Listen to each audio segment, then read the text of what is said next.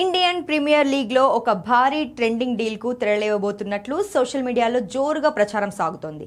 Star allrounder Hardik Pandya రాబోయే season కంటే ముందే ముంబై ఇండియన్స్ జట్టును వీడే అవకాశం ఉన్నట్లు తెలుస్తోంది. అతడిని సొంతం చేసుకునేందుకు Kolkata Knight Riders, Rajasthan Royals ఫ్రాంచైజీలు తీవ్రంగా శ్రమిస్తున్నాయి. ముఖ్యంగా కేకేఆర్ యాజమాన్యం ఇప్పటికే ముంబై మేనేజ్మెంట్ తో కొన్ని రౌండ్ల చర్చలు కూడా జరిపినట్లు సమాచారం. గుజరాత్ టైటాన్స్ నుండి ముంబై జట్టులోకి తిరిగి వచ్చిన పాండ్యాకు ఆశించిన స్థాయిలో విజయాలు దక్కలేదు. అతని నాయకత్వంలో జట్టు కేవలం ఒక్కసారి ప్లే ఆఫ్స్ కు చేరింది.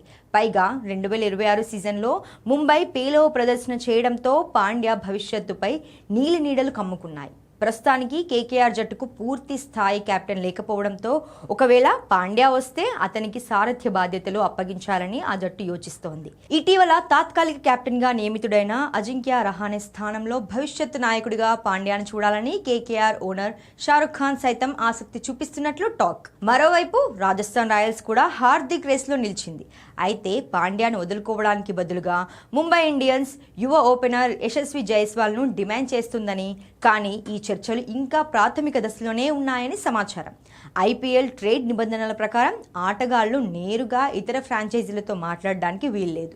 మొదట 2 జట్ల యాజమాన్యాల మధ్య ఒప్పందం కుదిరిన తర్వాతే సదరు క్రికెటర్ అనుమతితో ట్రేడింగ్ ప్రక్రియ పూర్తవుతుంది. ఒకవేళ ఆటగాడికి ఇష్టం లేకపోతే ఈ డీల్ క్యాన్సిల్ అవుతుంది.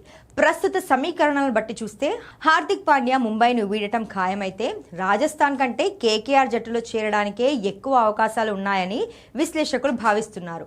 అయినప్పటికీ దీనిపై ఇప్పటి వరకు ఎలాంటి అధికారిక ప్రకటన రాలేదు.